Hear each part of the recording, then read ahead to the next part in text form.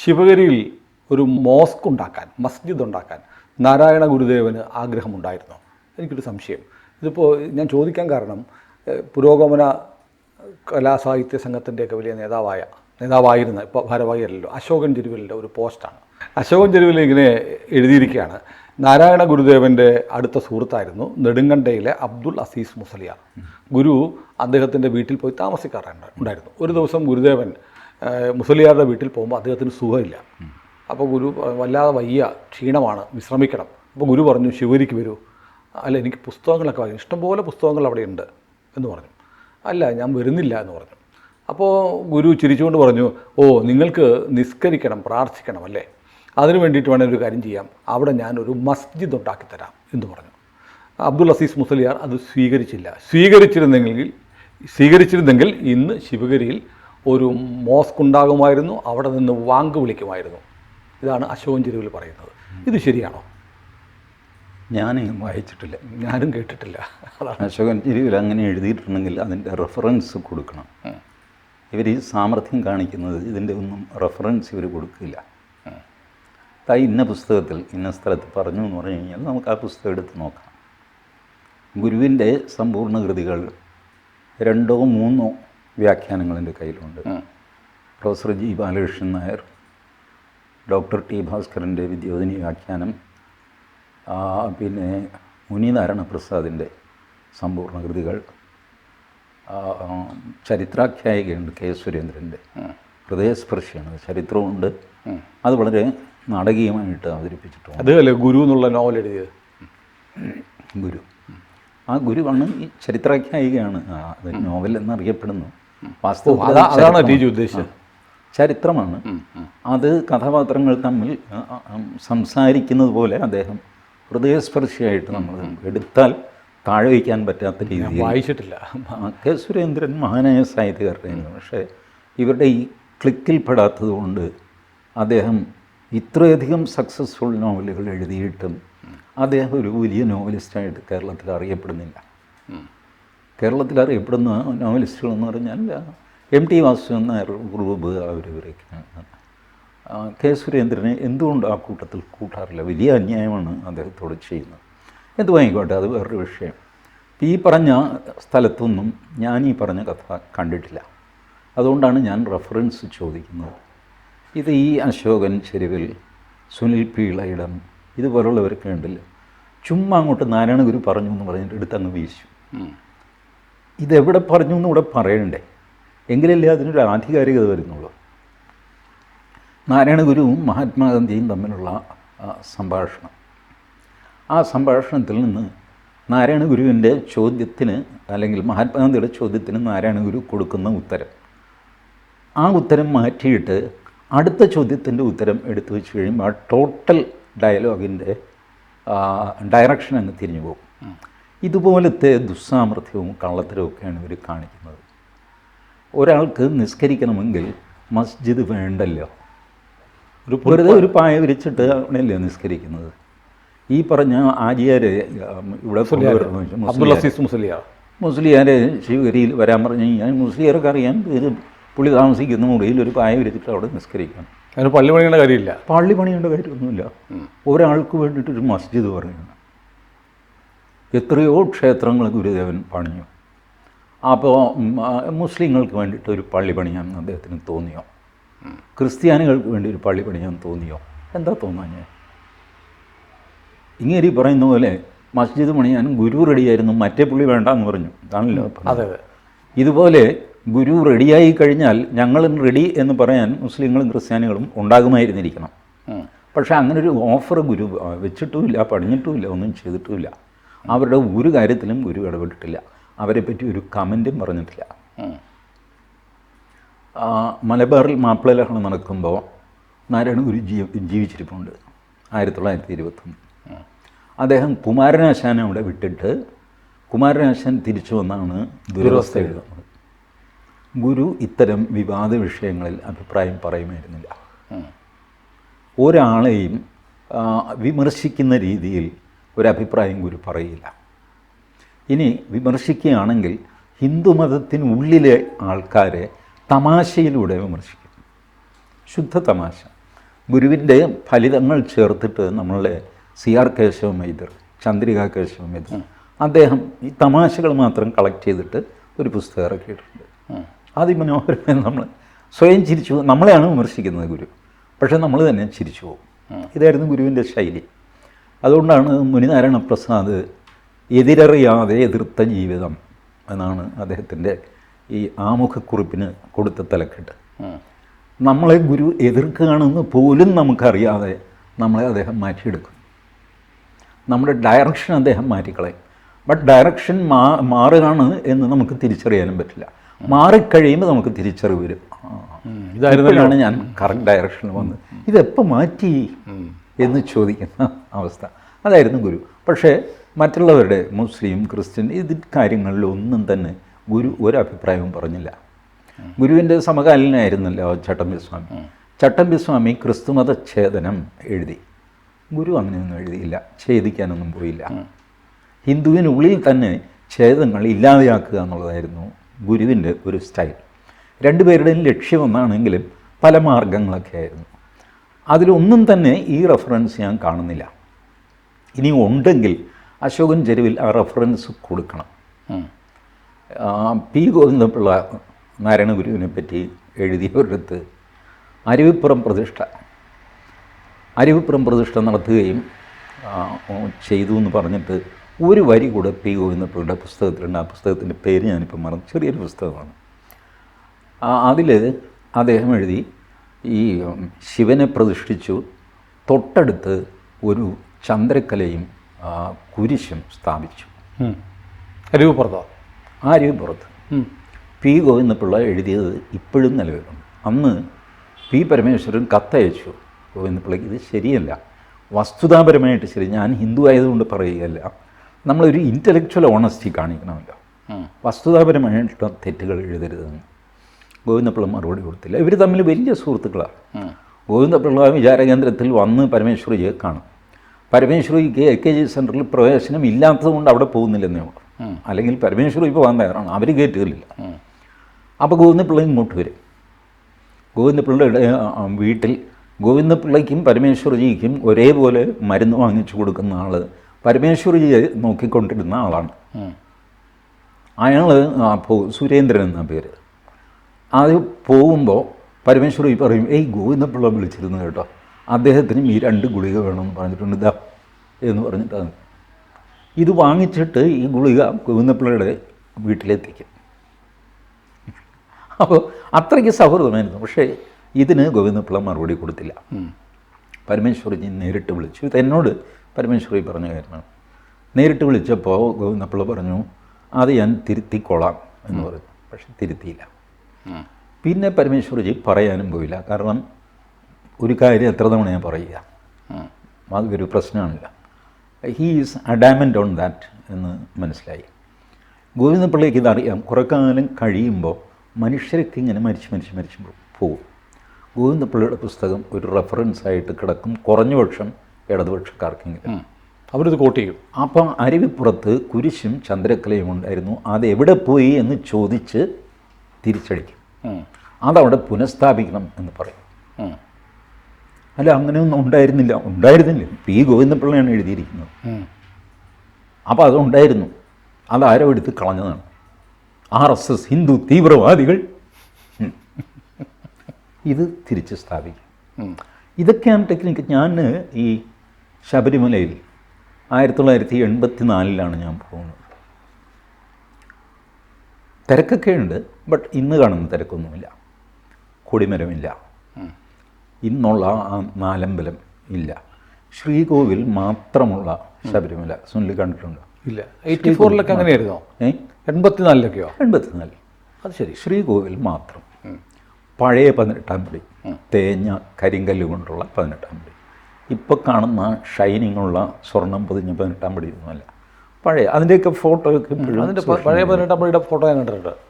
അതിലൂടെയാണ് കയറുന്നത്. ഞാൻ വ്രതമെടുത്തല്ല കയറാൻ പോയത്, അതുകൊണ്ട് 18-ാം പടി ചവിട്ടിയില്ല, വടക്ക് വശത്തൂടെ.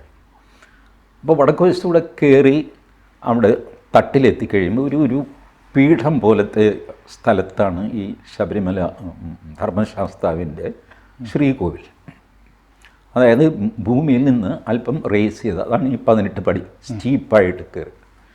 അപ്പോൾ ആ പ്രതലത്തിൽ ഈ 18-ാം പടിയുടെ ശരിക്കും പറഞ്ഞാൽ തെക്ക് വശത്തായിട്ട് 18-ാം പടി കയറി കഴിഞ്ഞാൽ ഇടതുവശത്ത് ഒരു വെളുത്ത തോർത്തിനേക്കാളും വലിയ, എന്നാൽ ബെഡ്ഷീറ്റ് എന്ന് പറയാനും പറ്റാത്ത ഒരു തുണി ഇങ്ങനെ വിരിച്ചിട്ട് ഒരു മുസ്ലിം അവിടെ ഇരിക്കും. ആളുകൾ 5ഉം 10ഉം 25 പൈസ അതിലിടും. വലിയ കളക്ഷനൊന്നും ഉണ്ടെന്ന് എനിക്ക് തോന്നിയില്ല കണ്ടിട്ട്. കാരണം ഒരുപാട് പേര് ഇതിടാതെ മൈൻഡ് ചെയ്യാതെയൊക്കെ പോകുന്നുണ്ട്. ഇതായിരുന്നു വാവർ. ഇന്നിപ്പോൾ വാവർ പള്ളി നിൽക്കും, വാവർ നട, അതിൻ്റെ ഓപ്പോസിറ്റ് ഒരു ഹോളൊക്കെ പണിഞ്ഞ് അങ്ങനെ അതങ്ങനെ വലുതാക്കി കൊണ്ടുവരികയാണ്. അപ്പോൾ കുറച്ചു കാലം കഴിയുമ്പോൾ ശബരിമലയിൽ അയ്യപ്പനുണ്ടായിരുന്നു. അപ്പോൾ അവരാണ് അവിടെ ഉണ്ടായിരുന്നത്. അയ്യപ്പൻ ചോദിച്ചു, വാവരെ എന്നെ കൂടെ ഇവിടെ ഇരിക്കാൻ സമ്മതിക്കുമോ? ആരാധൻ? ഞാൻ അയ്യപ്പനാണ്. എന്നെ ഈ ബ്രാഹ്മണ മേധാവികളെല്ലാം കൂടെ അടിച്ചോടിച്ചു. അങ്ങനെ ഞാൻ ഇവിടെ കാട്ടിൽ അഭയം തേടി വന്നിരിക്കുകയാണ്. ഓ അങ്ങനെയാണ്, ശരി, ഒരു കാര്യം ചെയ്യും, താൻ അപ്പുറത്ത് മാറിയിരുന്നു എന്ന് പറയും. അങ്ങനെയാണ് അയ്യപ്പന് ക്ഷേത്രം ഉണ്ടാകുന്നത് എന്നുള്ള ചരിത്രം വരും. കാരണം അത് ബിൽഡപ്പാണ്. ഒരു സാധനം മെല്ലെ ബിൽഡപ്പ് ചെയ്തുകൊണ്ട് വരിക, ആ കൊണ്ടുവന്നിട്ട് ചരിത്രം പിന്നെ മറിക്കാൻ എളുപ്പമാണ്. ഒരിക്കൽ മറിച്ച് കഴിയുമ്പോൾ ആൾക്കാർ ബഹളം വയ്ക്കുകയും തർക്കിക്കുകയും അപ്പോൾ നമുക്ക് ഒത്തുതീർപ്പാക്കാം എന്ന് പറയുകയും ചെയ്തിട്ട് വാവർക്ക് ഇവിടെ ഒരു പള്ളി, അയ്യപ്പന് ഇവിടെ ഒരു അമ്പലം. അത് മതേതരത്വത്തിൻ്റെ പ്രതീകം. കണ്ടോ, വാവരുടെ പള്ളിയും അയ്യപ്പൻ്റെ അമ്പലവും തോളുരുമ്മി നിൽക്കുന്നു. ഞാനിത് തിരുവനന്തപുരത്ത് പാളയം പള്ളിയും പാളയം ഗണപതിയും തോളുരുമ്മി നിൽക്കുന്നു എന്നൊക്കെ പറഞ്ഞ്, ഞാൻ എവിടെ തോളുരുമ്മി നിൽക്കുന്നു? പാളയം പള്ളി ഭീമാകാരമായ തലയെടുപ്പോടെ നിൽക്കുന്നു. പാവം ഗണപതി അതിൻ്റെ തെക്ക് വശത്ത് ഒതുങ്ങിക്കൂടി പേടിച്ച് ഞാൻ എപ്പോഴാണ് എന്നെ ഇറക്കി വിടുന്നതെന്ന് അറിയാമല്ലാതെ ഇങ്ങനെ ഇരിക്കുന്നു. ഇതാണ് തോളുരുമ്മി നിൽക്കുന്നത്. ഇതുപോലത്തെയൊക്കെ ബോഷ്ക്ക് എനിക്ക് അതുകൊണ്ട് കുഴപ്പമൊന്നുമില്ല. അശോകൻ ചെരുവിൽ ഇതിൻ്റെ റെഫറൻസ് തരട്ടെ, എവിടെയാണ് ഇത് രേഖപ്പെടുത്തിയിരിക്കുന്നത് പറയട്ടെ. അല്ല, എനിക്കൊരു സംശയം ജിജി, കുറേ കാലമായി സംഘടിതമായി പറയുന്നു, ഒരുപാട് ആചാര്യന്മാർ, സന്യാസിമാർ ഹിന്ദു മതത്തിൽ കേരളത്തിലുണ്ട്. ഗുരുവിനെ മാത്രം പിടിച്ചിട്ട് ഗുരു ഹിന്ദുവല്ല, ഗുരു മതേതരനായിരുന്നു എന്നൊക്കെ ഗുരുദേവനെ മാത്രം എടുത്തു വെച്ചിട്ട് ഒരു ക്യാമ്പയിൻ നടത്തുന്നത് എന്തുകൊണ്ടായിരിക്കും? അത് സിമ്പിളല്ലേ? പൊതുവേ വിശ്വസിക്കപ്പെടുന്ന ഒരു പക്ഷേ അതായിരിക്കും ശരിയും. CPM-ൻ്റെ വോട്ടർമാർ ഈഴവരാണ്. ഈഴവരുടെ ഗുരുവാണ് നാരായണ ഗുരു. അവരുടെ നോട്ടത്തിൽ മൊത്തം ഹിന്ദുക്കളിലൊന്നും ഗുരുവല്ല, ഗുരു ഹിന്ദുവേ അല്ല. പുള്ളി മുസ്ലിമാകാൻ തയ്യാറായിട്ട് നിൽക്കുകയായിരുന്നു. ആ സമയത്താണ് പുള്ളി മരിച്ചു പോയത് എന്നൊക്കെ പറഞ്ഞ എന്തെങ്കിലും കഥയായിരുന്നു. അപ്പോൾ ഈ സമുദായത്തെ നിർത്തണമെങ്കിൽ ഗുരുവിനെ ഇങ്ങനെ പുകഴ്ത്തുകയോ തങ്ങളുടെ വശത്താക്കുകയോ, ഈ സമുദായത്തെ മൊത്തം സെക്യുലറൈസ് ചെയ്യുക, ഡീഹ്യൂമനൈസ് ചെയ്യുക. കമ്മ്യൂണിസ്റ്റുകാരനാവാൻ ആദ്യം വേണ്ടത് ഒരു തലച്ചോറിലുള്ള ആശയങ്ങൾ മുഴുവൻ എടുത്തു കളഞ്ഞിട്ട് ഫ്രഷ് ആശയങ്ങൾ നിറയ്ക്കണം. അപ്പോൾ ഈ ആശയങ്ങൾ എടുത്തു കളയാൻ വേണ്ടിയിട്ടുള്ള ശ്രമമാണ് ഇവർ നടത്തുന്നത്. അതുകൊണ്ടാണ് നാരായണ ഗുരുവിനെ എപ്പോഴും ടാർഗറ്റ് ചെയ്യുന്നത്. ബാക്കി ആൾക്കാരൊന്നും അവർക്ക് പ്രശ്നമൊന്നുമല്ല. ചട്ടമ്പി സ്വാമികൾ അവർ തൊടുകയില്ല. അയ്യങ്കാളി ആവശ്യമുള്ളപ്പോൾ, അതായത് പല്ല് തേയ്ക്കാൻ അയ്യങ്കാളി, മുടി ചീകാൻ നാരായണ ഗുരു, തല തോർത്താനായിട്ട് ചട്ടമ്പി സ്വാമി, ഇങ്ങനെയൊക്കെ ചെയ്ത് ഓരോ ആവശ്യത്തിന് ഓരോരുത്തരെ എടുക്കും. അതെടുക്കുമ്പോൾ നമ്മൾ മനസ്സിലാക്കുക അതിൻ്റെ പുറകിൽ ഏത് സമുദായത്തെയാണ് ടാർഗറ്റ് ചെയ്യുന്നത്. എന്നാൽ ഈ പറഞ്ഞ ആളുകൾക്ക് സമുദായത്തിന് ഉപരിയായ വ്യക്തിത്വങ്ങളായിരുന്നതാനും അതിവർ സംഭവിച്ചിരുന്നില്ല, ആയില്ല. ഇപ്പോൾ അയ്യങ്കാളിയുടെ കൊച്ചുമകൻ തന്നെ അയ്യങ്കാളിയുടെ ജീവചരിത്രം രേഖപ്പെടുത്തിയിട്ടുണ്ട്. അതിൽ അയ്യങ്കാളിയെ മതം മാറ്റാനായിട്ട് നടന്ന ശ്രമങ്ങളെപ്പറ്റി അദ്ദേഹം എഴുതുന്നുണ്ട്. ആരെങ്കിലും അത് ഹൈലൈറ്റ് ചെയ്യുമോ? ചെയ്യില്ല. ഈ പുസ്തകം ഭാഷാ ഇൻസ്റ്റിറ്റ്യൂട്ടാണ് പ്രസിദ്ധീകരിച്ചത്. ഭാഷാ ഇൻസ്റ്റിറ്റ്യൂട്ട് മെല്ലെ എന്ത് ചെയ്യും, ഈ പുസ്തകം അങ്ങ് ഔട്ട് ഓഫ് പ്രിൻ്റ് ആക്കാം, കിട്ടാനില്ല. പിന്നെ പതുക്കെ ഈ അയ്യങ്കാളിയുടെ കൊച്ചുമകൻ, ഇപ്പം തന്നെ അദ്ദേഹം മരിച്ചു എന്ന് എനിക്കറിയില്ല, അദ്ദേഹം മരിക്കും. അദ്ദേഹത്തിൻ്റെ മക്കൾ ഒരുപക്ഷെ ഇംഗ്ലണ്ടിലോ യൂറോപ്പിലോ ഒക്കെ ജോലിക്കായിട്ടൊക്കെ പോയിന്ന് വരും. ആരും അറിയാതെ വരുമ്പോൾ ഈ പുസ്തകത്തിൻ്റെ പുതിയ പതിപ്പ് ഔട്ട് ഓഫ് സ്റ്റോക്കായിരുന്നത് വീണ്ടും അച്ചടിക്കണമല്ലോ, ഇത് അച്ചടിച്ചിറക്കും. അതിനകത്ത് ഈ പറഞ്ഞ സാധനങ്ങളൊക്കെ എഡിറ്റ് ചെയ്ത് മാറ്റിയിരിക്കും. പുതിയ കഥ എഴുതിയിട്ടുണ്ടാവും. എന്തെങ്കിലും. അയ്യങ്കാളി ഇതുപോലെ മുസ്ലിം പള്ളി ഉണ്ടാക്കാൻ ശ്രമിച്ചു, ഹിന്ദു ബ്രാഹ്മണ മേധാവിത്വം വാളുമായിട്ടിറങ്ങി തല്ലിക്കൊല്ലാൻ പോയി എന്നൊക്കെ പറഞ്ഞിട്ട് ഒരു കഥയും എഴുതി ചേർക്കും. ഇത് ചലഞ്ച് ചെയ്യാൻ ആരുമില്ല. ആ പുസ്തകം അങ്ങനെ ആരുടെയും ശ്രദ്ധയില്ല, അങ്ങനെ അങ്ങ് കിടക്കും. അന്നത്തെ അശോകൻ ചെരുവിൽ ഇത് പൊക്കിയെടുത്തിട്ട് ഈ ഹിസ്റ്ററി ഇട്ട് ഇവർ കളിച്ചതിന് കയ്യും കണക്കുമില്ല. ബ്രിട്ടീഷുകാരത് ചെയ്തു, പിന്നീട് ജവഹർലാൽ നെഹ്റുവിൻ്റെ നേതൃത്വത്തിൽ അത് ചെയ്തു. കോൺഗ്രസ് തങ്ങളുടെ ചരിത്രമെടുത്ത് ബുദ്ധി ജീവിത്വം മുഴുവൻ കമ്മ്യൂണിസ്റ്റുകാർക്ക് പതിച്ചു കൊടുത്തു. ജവഹർലാൽ നെഹ്റു യൂണിവേഴ്സിറ്റി എന്ന് പറഞ്ഞൊരു അഡ്ഡായ ഉണ്ടാക്കി കൊടുത്തു. ഇവിടെ പിന്നെ നാട് നീളെ ഉണ്ടായി. ഈ സാംസ്കാരിക പ്രവർത്തനത്തിൽ കണ്ടിട്ടുണ്ട്, റൈറ്റ് വിങ് സാംസ്കാരിക പ്രവർത്തനത്തിൽ പുറകിലാണ്. അത് കോൺഗ്രസ് ആയാലും ഇപ്പോൾ സംഘപരിവാർ എന്ന് പറയുന്ന അതിനകത്തെ ആരായാലും സാംസ്കാരിക പ്രവർത്തനങ്ങളിൽ പുറകിലാണ്. അവരെ എൻ്റർടൈൻ ചെയ്യുക, അതുവഴി ഒരു മെസ്സേജ് കൊടുക്കുക. ഈ കാര്യത്തിൽ സമർത്ഥന്മാരെപ്പോഴും ഇടതുപക്ഷമാണ്. മറ്റുള്ളവർക്ക് എന്തുകൊണ്ടും ആ സാമർഥ്യമില്ല എന്ന് മാത്രമല്ല, അവരതിലും ശ്രദ്ധിക്കാറ്, വേണ്ടത്ര അറ്റൻഷൻ കൊടുക്കുന്നില്ല. സുനിൽ നോക്ക്, ഇപ്പോൾ കേരളത്തിലെ ചാനലുകൾ, അതിൽ ജനം ടി വി ഒഴിച്ചാൽ ബാക്കിയുള്ളവരെല്ലാം ഒരു ആൻറ്റി ഹിന്ദു ബയാസ് ഉള്ളവരാണ്. സത്യമല്ലേ? കാര്യം ശബരിമലയിൽ ഗുരുവായൂർ ഏകാദശിയൊക്കെ ലൈവ് കാണിക്കും, അത്രയൊക്കെ മതി ഹിന്ദുവിന് മറ്റുള്ള ചാനലുകൾ. എന്നാൽ ദൂരദർശൻ അത് ഭരണകക്ഷിയുടെ കയ്യിലുള്ളതല്ലേ, കേന്ദ്ര സർക്കാരിൻ്റെ കയ്യിലുള്ളതാണ്. Are they using Doordarshan? അങ്ങനെ ഒരു സാധനം ഉണ്ടോയെന്ന് പോലും അവർ നോക്കുന്നില്ല. ദൂരദർശനാണ് ഇപ്പോഴും ഞാൻ പറയുന്നു കേരളത്തിൽ ഏറ്റവും അധികം റീച്ചുള്ള ചാനൽ ദൂരദർശനാണ്. വെറുതെ ഒരു ഷർട്ടിൻ്റെ ഹാങ്ങർ എടുത്ത് തൂക്കിക്കഴിഞ്ഞാൽ ആൻറ്റിനയായി അതിൽ ദൂരദർശൻ കിട്ടും. മറ്റത് കേബിൾ വഴി ഡിസ്ക് വഴിയൊക്കെ പോകണം. അപ്പോൾ ഹോൾ കേരളം കവർ ചെയ്തിരിക്കുന്നത് ദൂരദർശനാണ്. അത് എത്ര പേര് കാണുന്നു എന്നുള്ളതല്ല, വ്യൂവർഷിപ്പല്ല ഞാൻ പറയുന്നത്. It is available. Are they using it? No. All India റേഡിയോയ്ക്ക് എത്ര നിലയങ്ങളുണ്ട് കേരളത്തിൽ? അതെ. Are they using it? No. അതാണ് ഞാൻ പറഞ്ഞത്, ഈ സോഫ്റ്റ്വെയർ യൂസ് ചെയ്യാനുള്ള സാമർഥ്യം ഇവർക്ക് കുറവാണ്, അഥവാ അവരതിൽ ശ്രദ്ധിക്കുന്നില്ല. അത് എങ്ങനെയെങ്കിലും തൊഴിലിടുക, അതുകൊണ്ടൊന്നും കാര്യമൊന്നുമില്ല എന്ന് ചിന്തിച്ചിട്ടും ആകാം. എന്താണെന്ന് ഞാൻ പറയുന്നില്ല, കുറച്ചൊക്കെ അതിൽ ഇൻവോൾവ് ആണെങ്കിലും ഞാനത് പറയുന്നില്ല. ബട്ട് ഈ ഒരു പ്രശ്നമുണ്ട്. Therefore this leftists carry the day. അവർക്ക് വേണ്ടതെല്ലാം എഴുതി വയ്ക്കാം, പ്രസിദ്ധീകരിക്കാം, അത് അംഗീകരിക്കാം. കേന്ദ്ര സാഹിത്യ അക്കാദമി, കേരള സാഹിത്യ അക്കാദമി, ഇവരെല്ലാം ഇത് പ്രസിദ്ധീകരിക്കുക. ആരിതിൻ്റെ കണ്ടൻറ്റൊക്കെ നോക്കുന്നു? ഇപ്പോഴും മാപ്പിള ലഹള സ്വാതന്ത്ര്യ സമരമായിട്ട് അംഗീകരിച്ചാണ്. പാഠപുസ്തകങ്ങളുണ്ട്. ICHR, Indian council of historical research, അതിൽ നിന്ന് ഇത് എടുത്ത് കളയണം എന്ന് പറഞ്ഞിട്ട് ആ തെളിവ് സഹിതം വാദിച്ചു. ആര്? നമ്മളുടെ ഡോക്ടർ CA ഐസക് പോയി കണ്ട് സെക്രട്ടറിയോട് പറഞ്ഞ്, ICHRൽ അദ്ദേഹം അംഗമായിരുന്നു, ICHRനെ കൊണ്ട് പാസ്സാക്കിച്ച് IASകാരനെ സെക്രട്ടറിയെ ചെന്ന് കണ്ട് ബോധിപ്പിച്ച് സെക്രട്ടറി പറഞ്ഞു, ഓ ഇനിയിപ്പോൾ അത് മാറ്റാനൊക്കെ വലിയ ആനുണ്ട്. IASകാരൻ എന്ത് മാപ്പിളലാണ്. അതങ്ങനെ ആ വോളിയം സർക്കുലേഷനില്ല, സർക്കുലേഷനിൽ പിൻവലിച്ചു. ബട്ട് ആ റെക്കോർഡ് അതുപോലെ നിൽക്കുന്നു. ഇതാണ് അവസ്ഥ. ഇതിൽ നിന്ന് മുതലെടുത്തുകൊണ്ടാണ് ഈ അശോകൻ ചെരുവിലും ചെരിയാത്ത ആളും എല്ലാം ഈ കളി കളിക്കുന്നത്. ഇപ്പോഴും ഞാൻ പറയുന്നു, ഞാൻ വായിച്ചതൊന്നും കണ്ടില്ല, പക്ഷെ ഞാൻ വലിയ വായനക്കാരനാണെന്ന് അവകാശപ്പെടുന്നുമില്ല. അശോകൻ ചെരുവിൽ ഇതിൻ്റെ റെഫറൻസ് വരട്ടെ. റെഫറൻസ് കിട്ടിക്കഴിയുമ്പോൾ നമുക്ക് ഈ ഗ്രന്ഥം മനസ്സിലാകും, അത് ഫാബ്രിക്കേറ്റഡ് ആണെന്ന് മനസ്സിലാകും, അതിൻ്റെ കർത്താവ് ആരാണെന്ന് മനസ്സിലാകും. ഇതൊക്കെ ചെയ്യാൻ പറ്റും. ഏതായാലും സമർത്ഥമായിട്ട് റെഫറൻസ് കൊടുക്കാതെ ഇവർ രക്ഷപ്പെടുകയാണ്. ഏതായാലും അങ്ങനെ ഒരു റെഫറൻസ് വരികയാണെങ്കിൽ ആ റെഫറൻസ് വെച്ച് നമുക്ക് ഒരിക്കൽ കൂടി സംസാരിക്കാം. Yes, I am open for that. എനിക്ക് അശോകൻ ചെരുവിലിനെ പോലെ ഈ കാര്യത്തിൽ പിടിവാശിയോ എൻ്റെ ഭാഗം ജയിക്കുന്നത് അങ്ങനെയൊന്നുമില്ല. അതുകൊണ്ടാണ് ഞാൻ റെഫറൻസ് ചോദിക്കുന്നത്. അശോകൻ ചെരുവിൽ കള്ളം പറഞ്ഞു എന്ന് ഇപ്പോഴും ഞാൻ പറയുന്നില്ല. അതെ, എൻ്റെ അറിവിലും അദ്ദേഹം അശോകൻ ചെരുവിൽ ഈ ഗുരുദേവനോട് വലിയ മമതയും ആദരവും ഒക്കെയുള്ള ആളാണ്. പിന്നെ രാഷ്ട്രീയ താല്പര്യം കൊണ്ടാണോ ഇങ്ങനെ പറഞ്ഞതെന്നുള്ളത് അദ്ദേഹം റെഫറൻസ് കൊണ്ടുവന്നാൽ നമുക്ക് തീരുമാനിക്കാം. രാഷ്ട്രീയ താല്പര്യം കൊണ്ടാണ് എന്ന് മനസ്സിലാകുന്നത് അദ്ദേഹത്തിൻ്റെ അവസാനത്തെ ഒരു ഇത് വെള്ളാപ്പള്ളി നടേശനെ ഓർക്കണം. അതെ, വെള്ളാപ്പള്ളി ഓർക്കണം എന്ന് പറഞ്ഞു. അപ്പോഴാണ് രാഷ്ട്രീയം പുറത്തു വരുന്നത്, അല്ലെങ്കിൽ അതൊരു സാധാരണ FB പോസ്റ്റാണ്. അതെ. ഏതായാലും നമുക്ക് കാത്തിരിക്കാം. കൂടുതൽ വാർത്തകളും വിശേഷങ്ങളും നിങ്ങളിലേക്ക് എത്താൻ ABC മലയാളം സബ്സ്ക്രൈബ് ചെയ്യുക, ബെൽ ബട്ടണും അമർത്തുക.